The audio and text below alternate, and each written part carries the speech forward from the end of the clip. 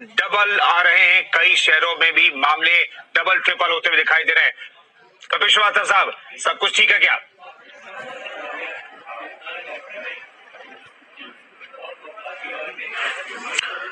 नहीं कुंदन भाई, कोई कुछ भी ठीक नहीं है। ये जिस WHO की बात कह के अपनी पीठ ठोक रहे हैं, ये वही WHO है जिसने सबसे पहले चीन की पीठ ठोक दी थी, जिस पर हमारे अमेरिका के प्रेसिडेंट नाराज हो गए थे।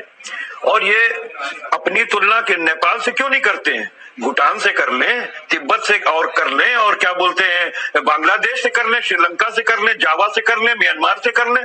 वहां तो नीलबटा सन्नाटा है कोरोना। तो यानी कि आपका प्रबंधन पूरी तरह से फेल है। सबसे पहली चीज तो यही है कि 500 पे आप लॉकडाउन लगाते हैं और 50 लाख हो जाने पे आप लॉकडाउन हटा लेते हैं। ये चीज समझ में नहीं आती। जो यहाँ रवि किशन जी सांसद हैं गोरखपुर के, कोरोना के लिए योगी जी को धन्यवाद दे रहे हैं और दिल्ली सरकार को दोषी ठहरा रहे हैं। वो तो स्वयं ही आज छठ की पूजा में जिस तरीके से बैठ रहे थे, उठ रहे थे, वो सारी चीजें हैं सबके सामने आया। उससे कोरोना बढ़ेगा या घटेगा? तो जहां चुनाव होते हैं वहां कोरोना अपने आप चला जाता है, और जहां इनकी रैलियां होती है वहां से कोरोना डर के मारे भाग जाता है। लेकिन इनके लिए चुनाव ज्यादा जरूरी है। तो सबसे बड़ी चीज यही है कि खुद दोषी है, दूसरों को दोष ठोक देते हैं। अरे मोदी सरकार ने फैसले ही गलत लिए, जिसके कारण देश की ना संपदा बच पाई और ना मानव संपदा बच पाई। 1,25,000 से ज्यादा मृत्यु हो चुकी है, और रोज के आंकड़े आप देख लीजिए, मुसलसल बढ़ते चले जा रहे हैं। GDP भी -23.9% की हो गई, बेरोजगारी 40% की चली गई। तो आपके इस लॉकडाउन का क्या फायदा रहा? ये तो समझ में नहीं आता है। दुनिया समझना चाहती है कि भारत ने ऐसा लॉकडाउन क्यों किया था। जब आपको करने की जरूरत थी तब आपने लॉकडाउन उठा लिया। तो ये तो वही है कि सर में दर्द हो जाए तो 10 की दवा दे दो। तो ये भारतीय जनता पार्टी की ही सरकार कर सकती है, दूसरी कोई सरकार नहीं कर सकती है। पूरे विश्व में अगर सबसे फेल्योर कहीं कोरोना को देखा गया तो वो भारत सरकार रही है, क्योंकि हमारे यहाँ ह्यूमिडिटी भी अच्छी है, हमारे यहाँ लोगों की इम्यूनिटी सिस्टम भी अच्छी थी, हमारे यहाँ गर्मी का मौसम चल रहा था और सरकार नदारत थी। सारे लोगों ने जो दम तोड़ा है वो मुसलसल किस तरीके से तोड़ा है। और क्या भ्रष्टाचार खुल करके कोरोना का नहीं आया कि जिस तरीके से स्कैन के अंदर जो जांच थी उसके अंदर इन्होंने किया।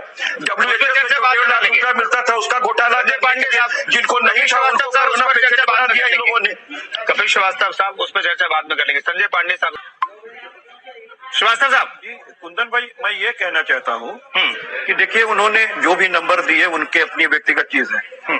मैं एक चीज स्पष्ट कर दूं आपको कि देखिए, उत्तर प्रदेश सरकार और भारत सरकार को पूरा का पूरा समय मिला है। बावजूद उसके अभी 200 वेंटिलेशन की चीजें थी, आनी थी, ये बात कहे थे, अभी तक नहीं आई है। और आपको बतावें, कोविड के इनके जो वार्ड बने हुए थे वो खुद लापरवाही के शिकार हो चुके हैं। तो उत्तर प्रदेश सरकार ने धीरे धीरे खुद ही लापरवाही की है। जनता तो लापरवाही उन्हीं से सीखी है। और जहां तक दिल्ली की बात रह गई, तो आप घनत्व अगर देखेंगे तो जब ज्यादा लोग वहां पर रह रहे हैं बहुत कम क्षेत्र में, तो वहां पर अगर किसी को संक्रमण होगा एक को, तो वहां ज्यादा लोग संक्रमित हो जाएंगे। बिल्कुल। तो उत्तर प्रदेश को इस कंडीशन में ये देखना ही नहीं चाहते हैं। चीज ये है कि इनको सीखना नहीं, राजनीति करना है, इसलिए अपनी भी गलती दूसरों के सर मढ़ने की इनकी पुरानी आदत है, वही ये कर रहे हैं मिश्रा जी।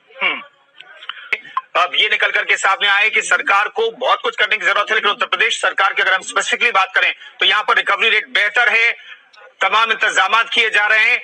1.5 लाख के करीब टेस्ट भी हर रोज, करीब 1.5 लाख के टेस्ट में सरकार को बहुत कुछ करने की अभी भी आवश्यकता है, क्योंकि ये जो वेव आ रही है ठंड के मौसम में, इसे रोकना अपने आप में बड़ी चुनौती है। उम्मीद करेंगे कि सरकार इसे रोक पाएगी। तमाम मेहमानों का बहुत बहुत शुक्रिया। सबसे बड़ा मुद्दा में फिलहाल इतना ही, रुकेंगे छोटे से ब्रेक के लिए।